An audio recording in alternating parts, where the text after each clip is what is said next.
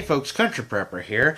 Well, this is kind of a requested video, but Rachel from Dragon's Den, new channel, and she's just kind of coming up, learning, and kind of making videos along the way.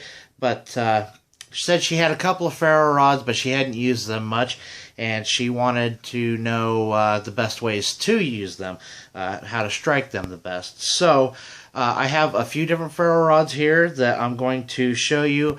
I don't do the gimmicky ones anymore. The Bear Grylls, the Aurora, yeah, can't remember the name of it. Anyhow, it's an Aurora fire starter. I have that one.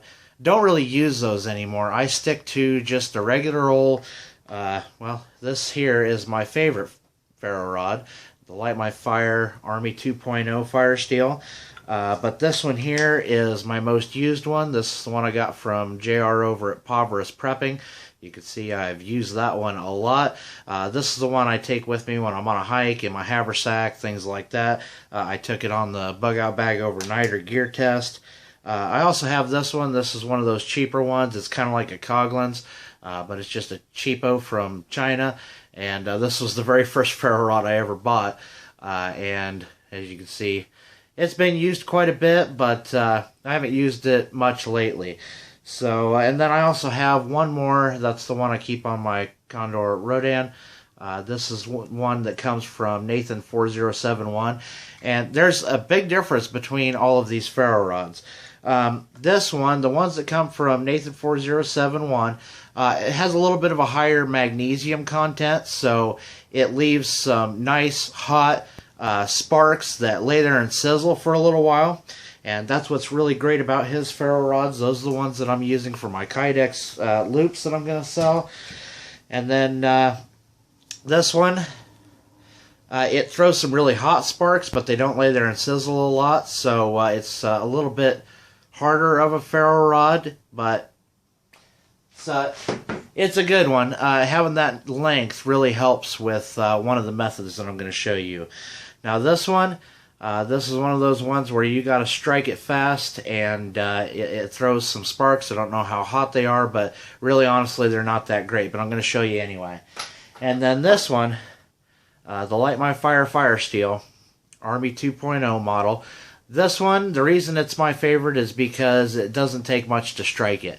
And I will show you why and what I mean by that here in just a little bit. But this one, this is probably the hardest of all the ferro rods that I have. So, hardest as in the composition of it. So, I'm just going to go ahead, I'm going to zoom in, and for the purpose of this test, I'm going to strike them all with this knife. It's got a really great sharp spine. I've actually sharpened the spine.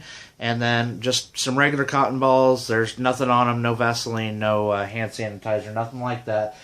Just a flash tinder just to show you how the sparks land on it, things like that. So I'm going to start off with this cheapo, Chinese, whatever it is. The composition isn't really great, but it will throw sparks. And that's about the best way that you're going to be able to use this, is by showering sparks, or you can pull it and get sparks out of it as well. So that method right there is more accurate. And as you can see, I mean, it doesn't do bad at all. But I think these are like $6-7 on eBay or Amazon, wherever you want to find them. But it doesn't do bad, and for a beginner, it's definitely a good option. So that's the best way to strike something like that. Now, next I'm going to move on to the ferro rods from Nathan 4071. I don't have this handle glued on here yet, so it might slip on me a little bit. But before I even light the cotton ball on there, scrape off some of the coating here.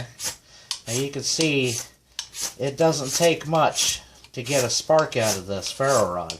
I don't have to move it really fast, but when you get down to the end there, it'll sometimes do it, but not very often. But the nice thing is about these ferro rods from Nathan 4071 is you can throw those sparks, you can grind off some of that magnesium, and that way you don't need to, there's no reason to carry a magnesium bar. Honestly, in my opinion, there's no reason to carry a magnesium bar anyway, but some people like to just for the extra sparks that you get out of it. So this is one of those ones where I would do the pull action because it doesn't take a lot and it's very accurate. I'll get that one out of the way. Let's see, there's all them magnesium sparks going off. So, oh, I'm gonna have a fire in my garage here.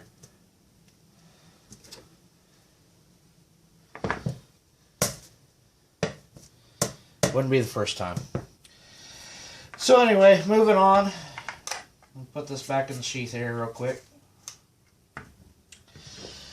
The big one. Now this is one of my favorites because you can set this down like you saw with my review on this knife, the one stick fire challenge that I did. You can bear right down into your tinder bundle and just blast those sparks right down straight into it, and you can get a lot of good hot sparks going that way. But you know, just for the sake of the video, the cotton ball, very simple. There you go, done deal. There's some more of that magnesium going off. Now this one you can also do that too. You can scrape this off, get some magnesium going. You got to scrape slow because any kind of speed out of this rod at all, and it throws sparks really well. So that is the best way I think to use this ferro rod. You can obviously do the pull. Whoa, I got a bunch of my cotton balls going off now. I was really throwing some sparks.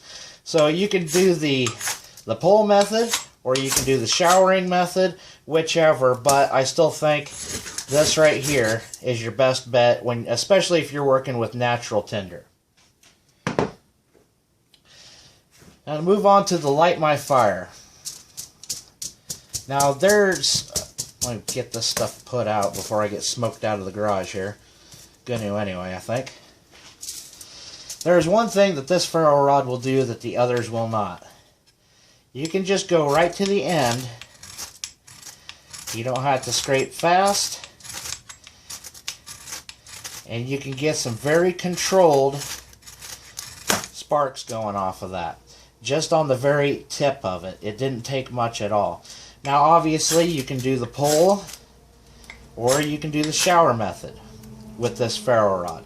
And that's why I like this one the best. You can use any method you want with this one. You can bear it down in, just like you do with the big one, although you're not going to get as many sparks out of it because it's not as long, but it'll still do it. Plus you get that little controlled spark out of it, and that is just fantastic for starting any kind of surefire tinder, like well, see what I mean? It just doesn't take much at all. I have one other kind of tinder over here that I can show you real quick.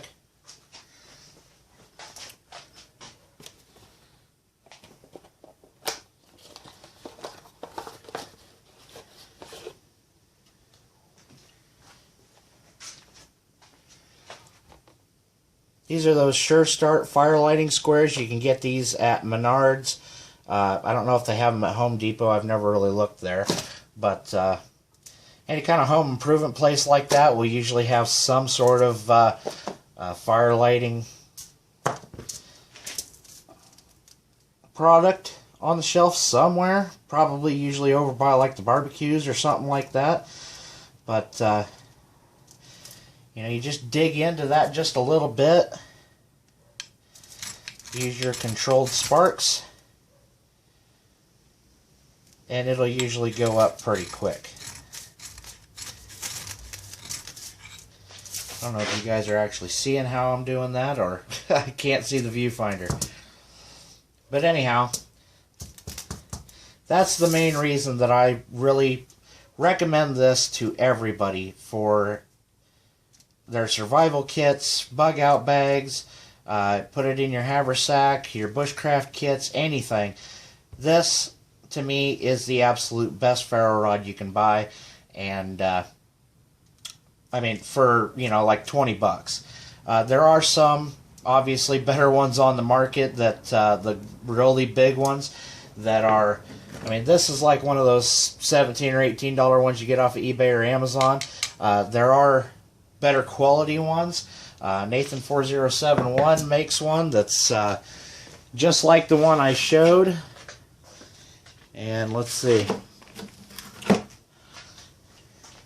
I have one here that I made a ferro rod loop for that's not nowhere near finished, but same size. But I'll guarantee you this is a much, much better ferro rod than this one. It's a couple bucks more, not much, but well worth the money. And I'll be, well, obviously, making ferro rod loops for them. They'll end up looking more like, I'll grab one from over here. I have a couple of them done. They'll look a lot like these smaller ones, but anyhow. I hope that was helpful to some of you guys, especially the people just starting out. Everybody has to start somewhere, and watching some different techniques can be very helpful. So take what you've learned here today and go out, get some dirt time, use your ferro rods, practice with them.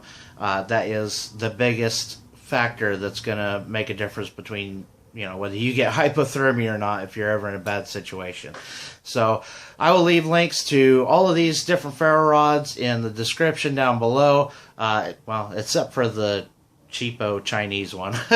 But there's several different brands that make them just like that. Coghlan's, Light My Fire, their original Army model. And then, of course, I'll leave the link to the Light My Fire Army 2.0. I'll even leave a link to this one, but I would highly recommend you go and click on the link to the Nathan 4071, his eBay store. His ferro rods are much better, and they're not, you know, just a couple bucks more. I think this one goes for about 17 bucks on eBay. I believe his is like 20, so well worth the money. Well worth the, you know, extra $3. So you're getting a much, much better ferro rod. Even though it's not coming with the lanyard, put a lanyard on there, who cares? So it's a much better ferro rod, that's the point. So go check those links out. Remember to check out countryprepper.com. Got a new blog post up there. Follow me on Facebook and Twitter. I got something special coming up on Facebook here pretty soon. And go check out Dragon's Den, Rachel's new channel, and go show her some support. So that's it for today, guys. Thanks for watching. See you next time.